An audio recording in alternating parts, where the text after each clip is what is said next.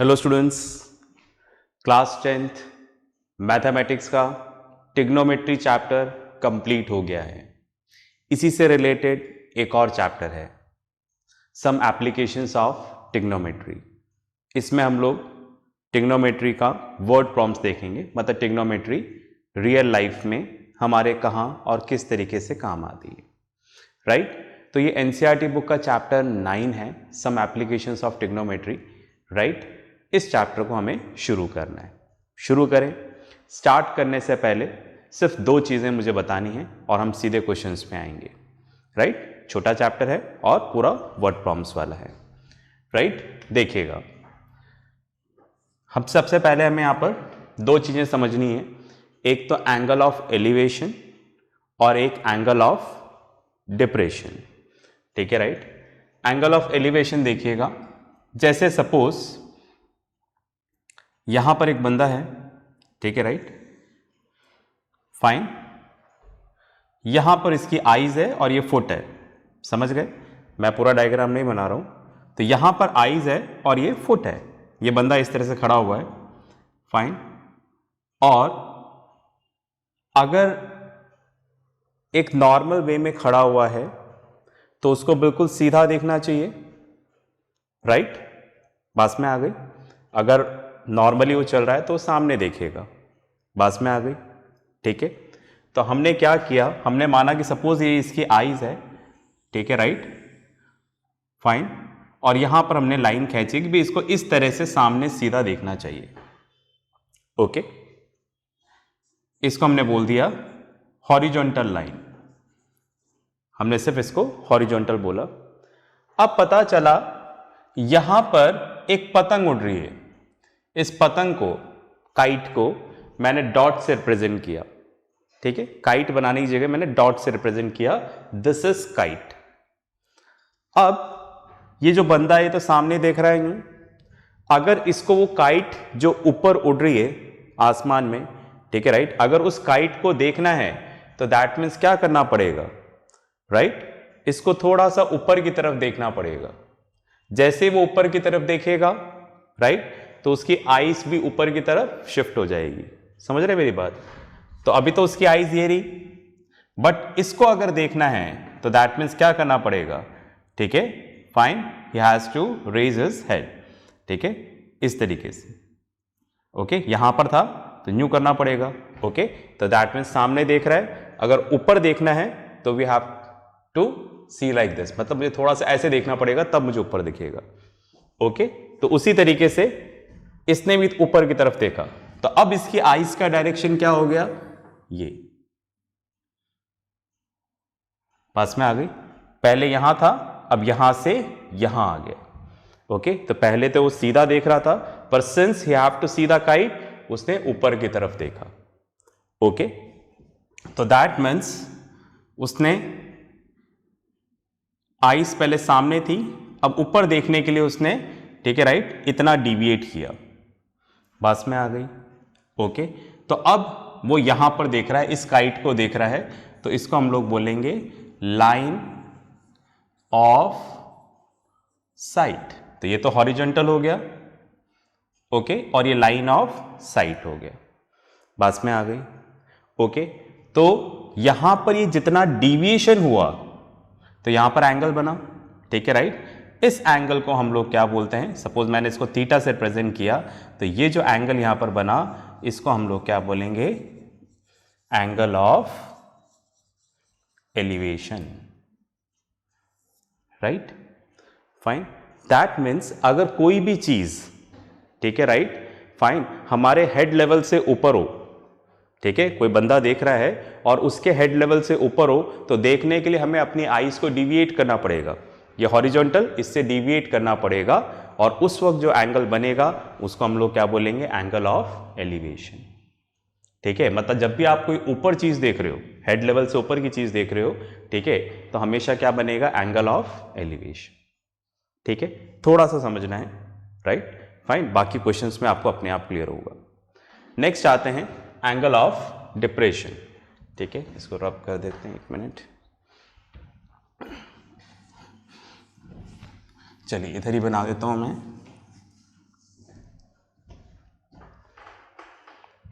अब सपोज ये बिल्डिंग है, बिल्डिंग, ये बिल्डिंग का फुट, ये बिल्डिंग का टॉप है ना। तो ये लाइन किसको रिप्रेजेंट कर रही है? बिल्डिंग को। ये बिल्डिंग का फुट, ये बिल्डिंग का टॉप। अब पता चला बिल्डिंग का जो फुट है वो ग्राउंड लेवल पे है, ठीक है, ये पूरा ग्राउंड है, ठीक है, जमीन है, ग्राउंड है, और इस पे बिल्डिंग खड़ी हुई है। अब पता चला यहां पर एक बंदा खड़ा हुआ है, ठीक है, इस जगह,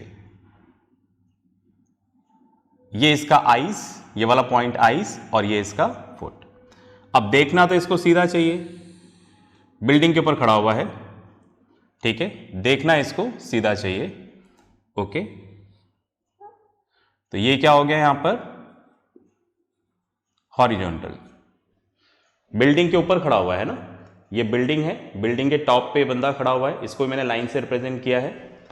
तो ये टॉप है, इधर इसकी आईज है, ठीक है, राइट। देखना उसको सीधा चाहिए, राइट।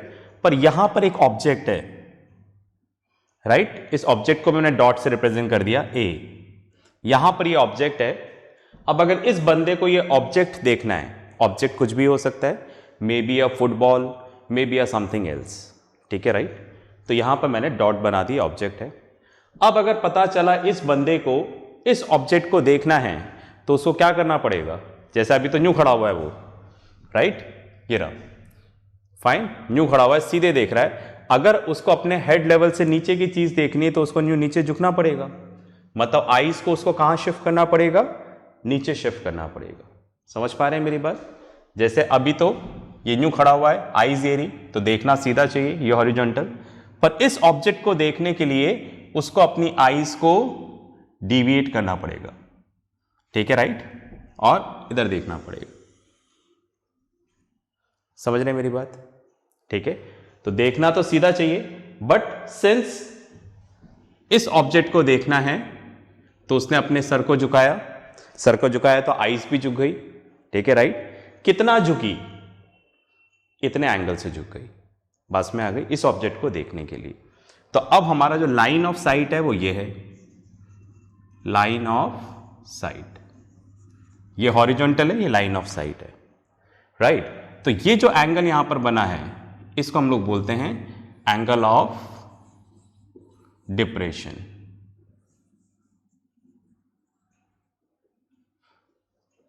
ठीक है, एक मिनट में इसको रब कर देता हूं।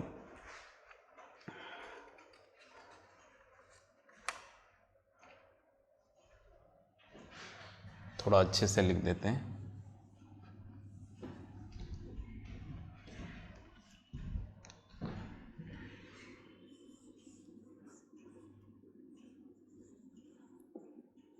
यहां पर बोर्ड से बाहर जा रहा था इसलिए मैंने लिख दिया एंगल ऑफ डिप्रेशन। पास में आ गई।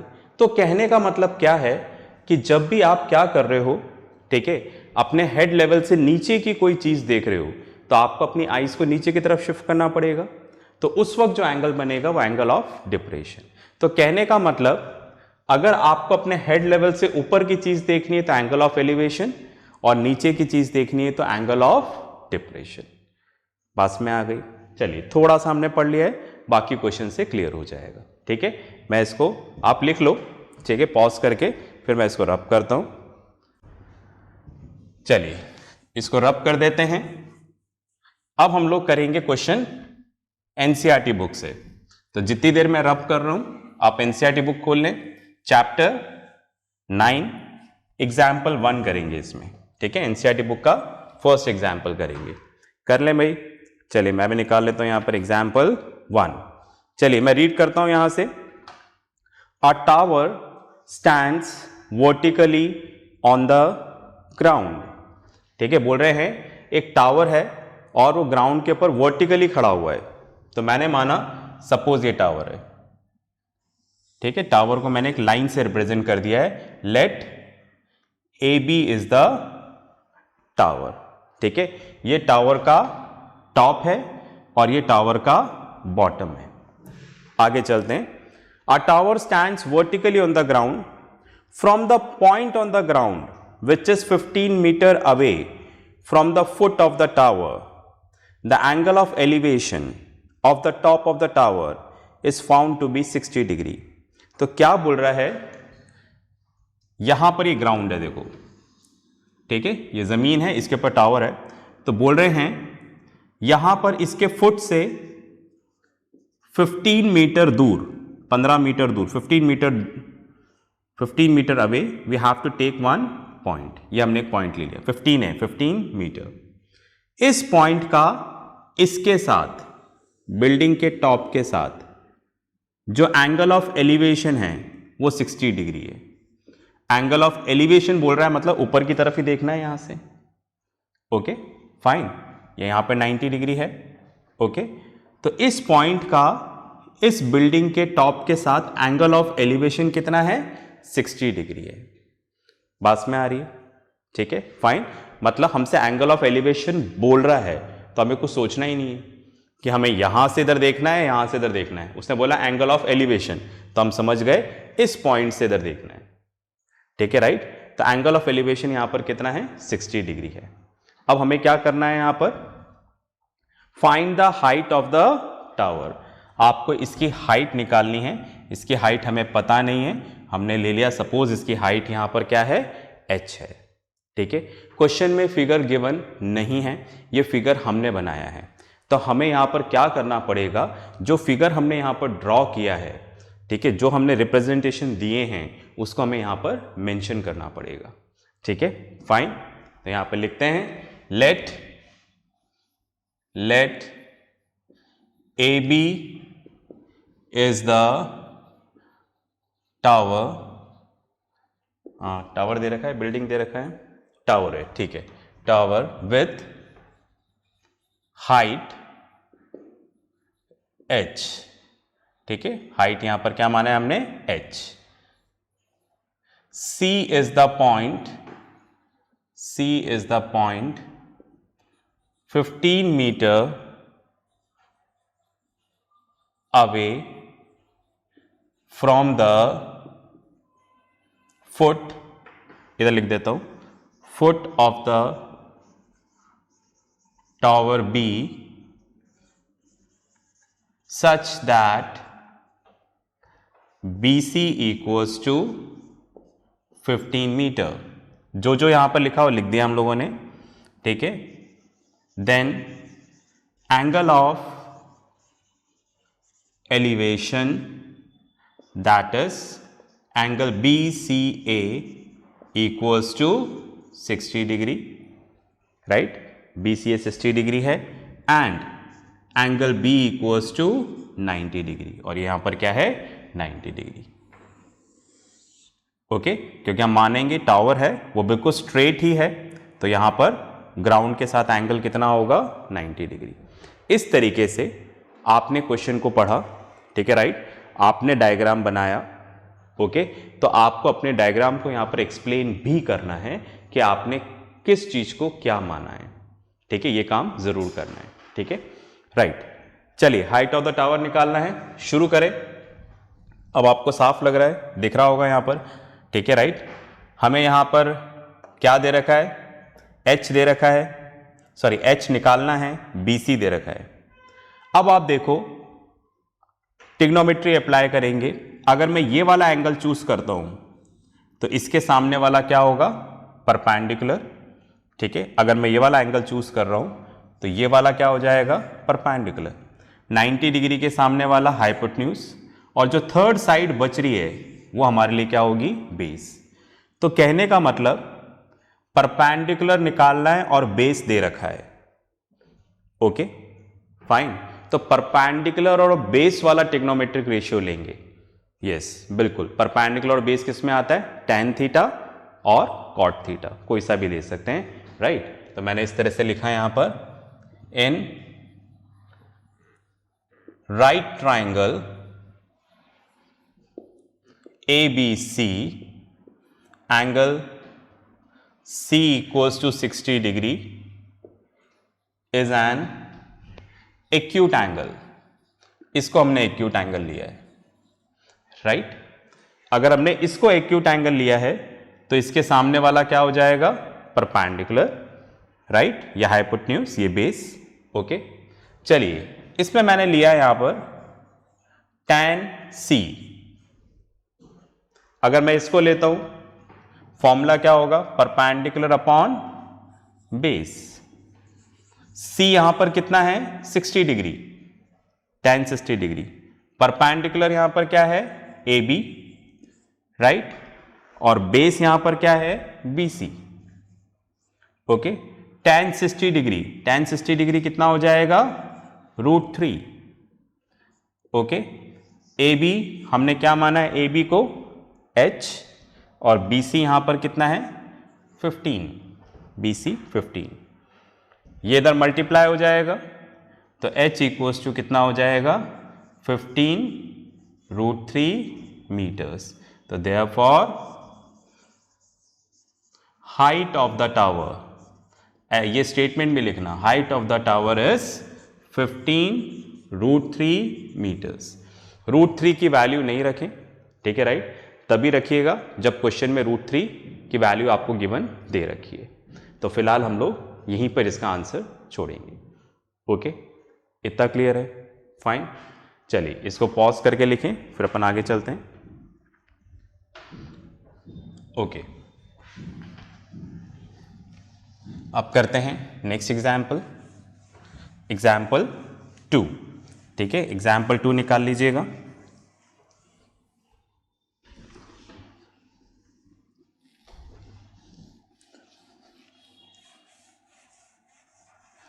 चलिए इसको मैं रब कर देता हूं यहां पर पूरा।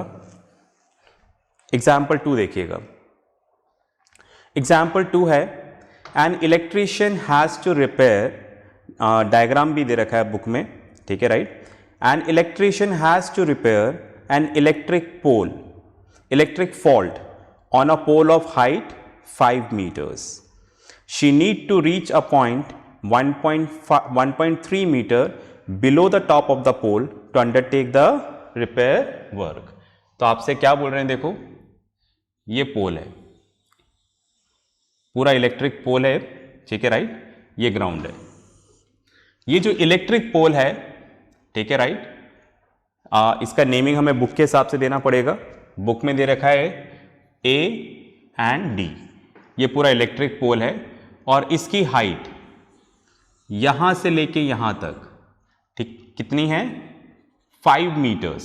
ये 5 meters हैं। अब क्या बोल रहे हैं, ये इलेक्ट्रिक पोल का टॉप है, ये इसका बॉटम है। टॉप से, ठीक है, राइट, 1.3 meters, 1.3 meters, ठीक है, यहां से यहां तक, ठीक है। इस पॉइंट को हमने क्या नाम दे दिया यहां पर, B, ये वाला पॉइंट B है, ठीक है, फाइन।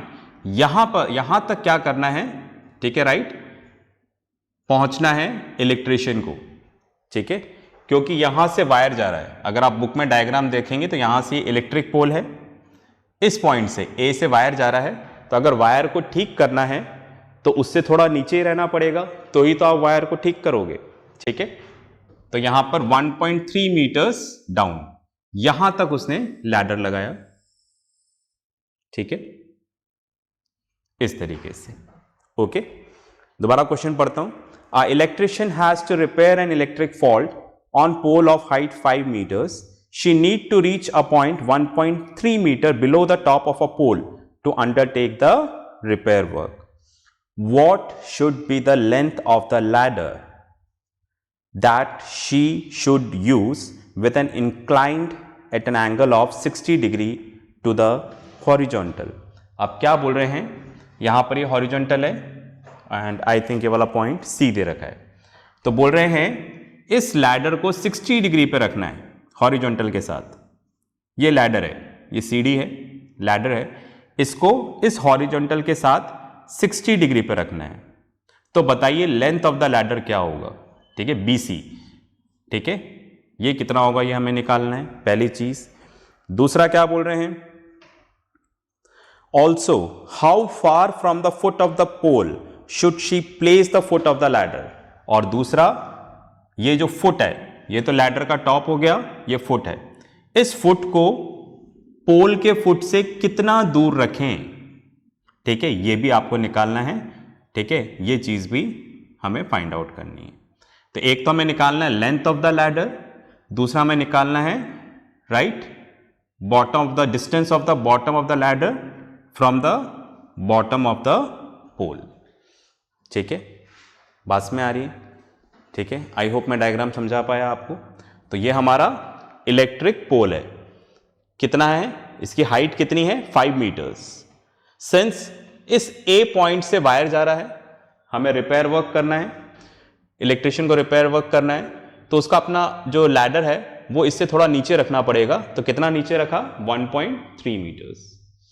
और ये जो लैडर है, ये सीढ़ी है, देखो ये लैडर है, ठीक है राइट। इसका हॉरिजॉन्टल मतलब ग्राउंड के साथ जो एंगल है 60 डिग्री है। आपको निकालना है length of the ladder and distance of the foot of the ladder from the foot of the pole. तो ये दो चीजें आपको यहां पर निकालनी है। अब इस डायग्राम को पूरा, ठीक है राइट, हालांकि फिगर में गिवन है तो एक्सप्लेन करने की जरूरत नहीं है, फिर भी आप लिख देंगे, मैं नहीं लिख रहा, आप थोड़ा सा लिखेंगे। ठीक है, मैं सीधे क्वेश्चन कर रहा हूं यहां पर। अब आप देखो, हमें ये भी नहीं पता, ये भी नहीं पता, ठीक है राइट।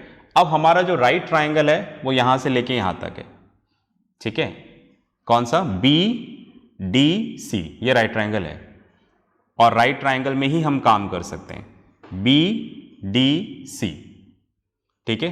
ए से मतलब हमें यहां पर नहीं रहा, ओके। तो हमें यहां पर राइट ट्राइंगल कौन सा गिवन है, BDC, ठीक है। आ जाएं इस पे, देखिएगा, करते हैं। सबसे पहले हमें यहां पर दे रखा है AD equals to 5 meters and AB equals to 1.3 meters. ऐसा क्वेश्चन में क्या दे रखा है, गिवन, ठीक है राइट। तो फिर आगे चलते हैं। देखो हमें क्या निकालना है, यहां पर ये निकालना है BD। तो ध्यान से देखिएगा, BD क्या हो जाएगा, BD, ठीक है। तो हमें पता है AD और हमें पता है AB। तो AD में से AB माइनस कर दो, ये पूरा यहां पर AD है, इसमें से AB माइनस कर देंगे तो क्या बचेगा, BD। AD की वैल्यू हमें पता ही है, यहां पर AD कितना है, 5, और AB कितना है, 1.3, राइट। तो कितना हो जाएगा, 3.7 मीटर्स BD, राइट। तो दैट मीन्स हम इस पे फोकस करें कि ये हमारा राइट ट्राइंगल है, ठीक है, फाइन। हमें ट्रिग्नोमेट्री से सॉल्व करना है, BDC, ये हमें यहां पर कितना दे रखा है, BD 3.7 मीटर्स। ये 90 डिग्री है, यहां पर ये एंगल 60 डिग्री है, और हमें ये निकालना है और हमें ये निकालना है, ठीक है। चलिए करते हैं। हमने लिखा in right triangle BDC angle C equals to 60 degree is an acute angle, ठीक है। हम इस एंगल को देखते हुए कर रहे हैं। अगर हम इस एंगल को देख रहे हैं तो इसके सामने वाला क्या हो जाएगा, परपेंडिकुलर, ये वाला क्या हो जाएगा, बेस, और 90 डिग्री के सामने वाली साइड क्या हो जाएगी, हाइपोटेन्यूज, ठीक है।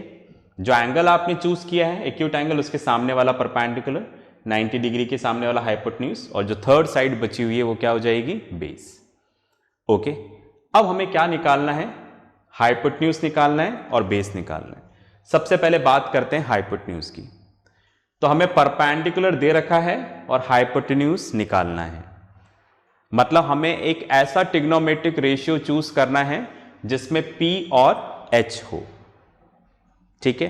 तो वो कौन सा है, sine theta and cosec theta, ठीक है।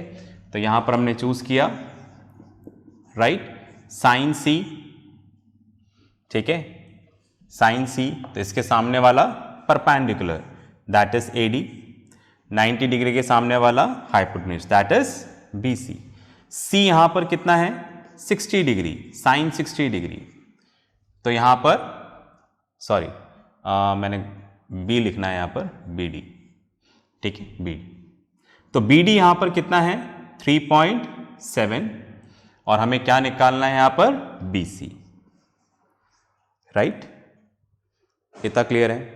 अब आप देखो जो साइन 60 डिग्री है, साइन 60 डिग्री की वैल्यू क्या होगी, √3/2, ठीक है, राइट। तो √3/2 रख दिया, वैल्यूज आपको याद होनी चाहिए। तो 3.7/BC, इतना बस में आ रही है, ठीक है। इस डायग्राम को मैं रब कर दूं, दोबारा बना दूंगा, फिलहाल मुझे यहां पर लिखना है, ठीक है। तो हमें BC निकालना है। तो दैट मीन्स आप यहां पर भी देख सकते हो, हमें फिलहाल हम इस पे कॉन्सेंट्रेट नहीं कर रहे हैं, हम इस पे कर रहे हैं कि हमें यहां पर क्या निकालना है, BC निकालना है, ठीक है। चलिए आगे चलते हैं। अब क्रॉस मल्टीप्लाई करते हैं, ये इससे मल्टीप्लाई होगा, ये इससे मल्टीप्लाई होगा, तो यहां पे आ जाएगा √3 into BC equals to 3.7 into 2, ठीक है। चलिए तो यहां पर आ जाएगा BC equals to 3.7 into 2 upon √3, ये √3 इधर आकर डिवाइड हो जाएगा। अब हमें यहां पर √3 की वैल्यू रखनी है, क्वेश्चन में दे रखी है √3 की वैल्यू 1.73, मैं बार और देख लेता हूं, यस, ठीक है, 1.732 नहीं दे रखा, 1.73, तो जैसा बुक में दे रखा है वैसी वैल्यू रखनी है, ठीक है, राइट। चलिए तो इसको मैंने क्या किया, ओके, डिसाइड किया कि क्यों ना थोड़ा रैशनलाइज कर दें, ओके। 3.7 इंटू 2, इसके नीचे √3 था, ऊपर नीचे √3 से हमने मल्टीप्लाई कर दिया, समझ रहे हैं, रैशनलाइजेशन, ओके। इससे रूट हट जाएगा, तो BC equals to 3.7 into 2 into √3, ठीक है। न्यूमरेटर न्यूमरेटर से मल्टीप्लाई होगा, डिनोमिनेटर डिनोमिनेटर से, तो इधर क्या आ जाएगा, √3 इंटू √3। नेक्स्ट चलते हैं यहां पर, BC equals to 3.7 into 2 into √3, √3 into √3 क्या होगा, 3, क्यों होगा हम डिस्कस कर चुके हैं कई बार, ठीक है, राइट। 9th में भी डिस्कस कर चुके हैं रैशनलाइजेशन में, फिर भी अगर दिक्कत है तो अपने डाउट टीचर से जरूर पूछें, ओके। तो 3.7 into 2 into √3 as it is, और √3 इंटू √3 क्या आ जाएगा, 3। मैंने ऐसा क्यों किया, क्योंकि मल्टीप्लाई करना सिंपल होता है कंपैरेटिव टू डिवीजन, तो इसलिए हमने डिवीजन को क्या कर दिया, सिंप्लीफाई कर दिया, ओके। आप इतना पॉज करके लिखें, फिर अपन आगे चलते हैं, ओके। आपने लिख लिया होगा, इस डायग्राम को तो बने रहने देते हैं, यहां से रब कर लेते हैं, ठीक है। चलिए इसको कर देते हैं अपन रब, और आगे चलते हैं। अब आप देखो यहां तक तो हम लोग पहुंच गए हैं, अब यहां पर हमें √3 की वैल्यू रखनी है, रख दें, ठीक है। BC equals to 3.7 into 2 into 1.73, ठीक है, राइट। √3 की जगह हमने क्या वैल्यू रख दी, 1.73, तो 3.7 इंटू 2 और √3 की जगह 1.73, और नीचे आ जाएगा 3, okay. BC equals to 3.7 into 2 into 173 upon 3 into 10 into 100, समझ गए। यहां से डेसिमल हटाया, नीचे 10 आ गया, यहां से डेसिमल हटाया, नीचे 100 आ गया, ओके। इस साइड में रब कर देता हूं, ठीक है। अब हमें इसकी जरूरत नहीं है, आगे चलते हैं। चलिए अब आप देखिएगा, BC इक्वल्स टू, सबसे पहले हम इसको मल्टीप्लाई कर लेते हैं, ठीक है। तो मल्टीप्लाई कर लें, 173 इंटू 37, 3 इंटू 7 21, कैरी 2, 7 इंटू 7 49, 2 51 का 1, 5 carry, 7 into 1 7, plus 5 12, 3 into 3 9, 3 into 7 21 का 1, 2 कैरी 5, तो 1, 10 का 0, 1 कैरी 4, तो कितना आ गया 6401। 37 और 173 को मल्टीप्लाई किया। अब इसको मल्टीप्लाई कर लेते हैं 2 से, 2 0 8 12, तो कितना आ जाएगा, ठीक है राइट। 173 को 37 से मल्टीप्लाई किया, इंटू 2 किया तो आ गया 12802।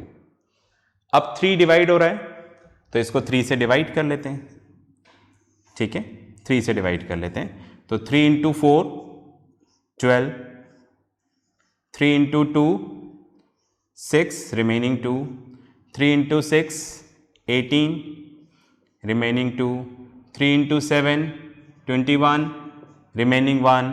अब डेसिमल 0, ठीक है, आई होप दिख रहा होगा बोर्ड पे, ठीक है। अब क्या होगा देखो 3 9 फिर 1, मतलब अब डिवीजन चलता जाएगा, मतलब कैसे आएगा 3 3 3, आप करके देखना, मेरे पास जगह कम है, इस तरह से आता जाएगा। समझ रहे हैं मेरी बात? ओके, तो हमने मल्टीप्लाई किया और उसको 3 से डिवाइड किया तो ये आया। ओके, तो क्या आया 4267.333 डॉट डॉट डॉट, और नीचे क्या बचा हुआ है 1000, ठीक है राइट। चलिए तो इसको राउंड ऑफ कर दें, BC इक्वल्स टू, अब देखो किसको राउंड ऑफ करना है, सपोज मुझे इसको राउंड ऑफ करना है 7 को, तो हमें देखना पड़ेगा इसके बाद वाली जो डिजिट है वो 5 या 5 से ज्यादा है, तो यहां पर 8 हो जाएगा। क्या बोला मैंने, जिस डिजिट को, मुझे इसको 7 को राउंड ऑफ करना है, 7 को राउंड ऑफ करना है, तो मुझे देखना पड़ेगा इसके जस्ट बाद वाली जो डिजिट है वो 5 या 5 से ज्यादा है, तो ये 8 हो जाएगा, पर अगर 5 से कम है राइट, तो ये 7 ही रहेगा। बस में आ गई। तो यहां पर आप देखो क्या है, ये 5 से छोटा है ना, तो दैट मीन्स अगर हम इसको राउंड ऑफ करते हैं तो क्या आ जाएगा 4267 अपॉन 1000। समझ रहे हैं ना? तो मैंने इस डिजिट को राउंड ऑफ किया है, तो इसके जस्ट बाद वाले डिजिट देख लें, if it is less than 4 it remains the same, and if it is 5 and more than 5 then it will be 1 digit greater, मतलब 7 से 8 कर देंगे। ओके, ये राउंड ऑफ का रूल है जो हम जूनियर क्लास में सीखते हैं। इस कैलकुलेशन को मैं रब कर देता हूं, इसका काम पूरा हो गया है, ठीक है। चलिए अब इसको डिवाइड करते हैं, BC इक्वल्स टू 4.267, इसको 1000 से डिवाइड किया तो ये आ गया, ठीक है। यूनिट हमारी क्या चल रही है, मीटर्स में है। ओके फाइन, 4.267, पर मुझे इसको क्या करना है 2 डिजिट्स में राउंड ऑफ करना है, ठीक है। तो क्या करेंगे देखो, BC इक्वल्स टू 2 डिजिट्स, मतलब डेसिमल के बाद 2 डिजिट्स, सपोज यहां तक राउंड ऑफ करना है। ओके, तो मुझे देखना पड़ेगा इसके बाद वाला डिजिट, इसका बाद वाला डिजिट जो है, इसके बाद वाली डिजिट जो है वो 5 या उससे बड़ी है तो ये 7 हो जाएगा, 5 से छोटी है तो 6 ही रहेगा। तो आप देखो इसको ध्यान से, ये 5 से बड़ा है, यस, ठीक है, तो यहां पर क्या आ जाएगा, ये 4.27, 6 की जगह क्या हो जाएगा 7 मीटर। ये कैसी वैल्यू आई है, अप्रॉक्स, ठीक है, अप्रॉक्सीमेट वैल्यू है, ठीक है। सॉल्व करने पे अप्रॉक्सीमेट वैल्यू क्यों है, क्योंकि इसको अगर किसी और तरीके से सॉल्व करेंगे तो आंसर में इधर वेरिएशन हो सकता है। जैसे आप एनसीईआरटी बुक में देखोगे तो इधर 4.28 है, क्यों है, क्योंकि उन्होंने रैशनलाइज नहीं किया था, √3 को नीचे रख के ही डिवाइड कर दिया था, तब आंसर अलग हो जाएगा, ठीक है फाइन। तो अगर आपने करने का तरीका अलग किया तो थोड़ा बहुत वेरिएशन आएगा, क्यों, क्योंकि यहां पर हमने √3 की अप्रॉक्सीमेट वैल्यू ली है, ठीक है, 0.333, देखो कई जगह राउंड ऑफ किया है ना, तो राउंड ऑफ का मतलब ही क्या होता है, अप्रॉक्सीमेशंस, ठीक है, बात में आ गई। तो ये डिफरेंस थोड़ा सा रहेगा। तो इस तरह से हमने BC निकाला। तो BC यहां पर क्या है, BC है लेंथ ऑफ द लैडर, ठीक है, राइट। तो यहां पर आ जाएगा length of the ladder is 4.27 meters, ठीक है, राइट। तो ये काम हमारा पूरा हो गया।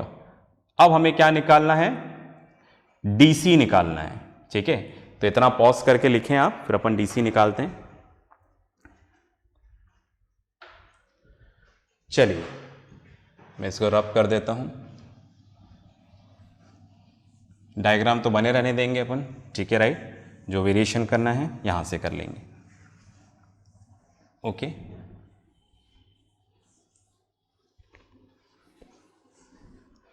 चलिए फिर यही ट्राइंगल लेते हैं, okay. In right triangle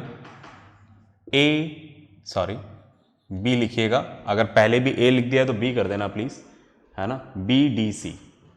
BDC angle C equals to 60 degree is an acute angle, ठीक है।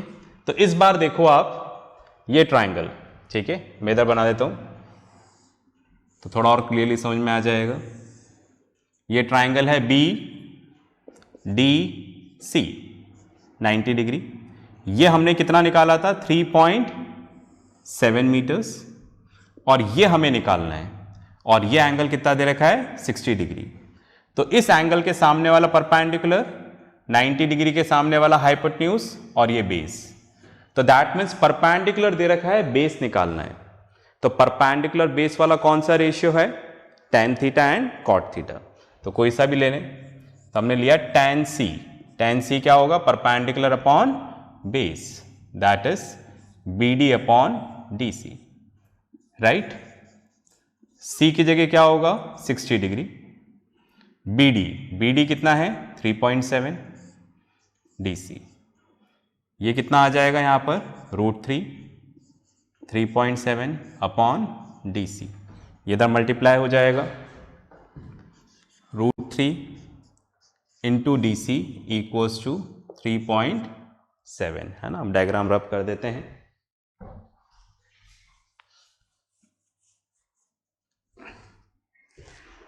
चलिए अब ये √3 मल्टीप्लाई हो रहा है तो इधर आकर डिवाइड हो जाएगा। तो DC इक्वल्स टू 3.7 अपॉन √3, ठीक है। DC इक्वल्स टू, रैशनलाइज करेंगे जैसे पहले किया था, न्यूमरेटर और डिनोमिनेटर को हमने √3 से मल्टीप्लाई कर दिया। तो DC इक्वल्स टू क्या आ जाएगा, 3.7 इंटू √3 अपॉन 3। अब वही काम करना है, वही √3 की वैल्यू रखनी है और DC की लेंथ कैलकुलेट करनी है। ये काम आप खुद करेंगे, ठीक है। तो एक बार मैं हटता हूं, आप पॉज करके पूरा लिख लें इसको। चलिए आपने लिख लिया होगा, फाइन। अब इसके साथ जो वर्कशीट आएगी उसको जरूर प्रैक्टिस करिएगा। तो नेक्स्ट क्लास में मिलते हैं, राइट, नेक्स्ट क्वेश्चंस के साथ। तब तक प्रैक्टिस करते रहें, पढ़ते रहें और अपना ध्यान रखें। बाय।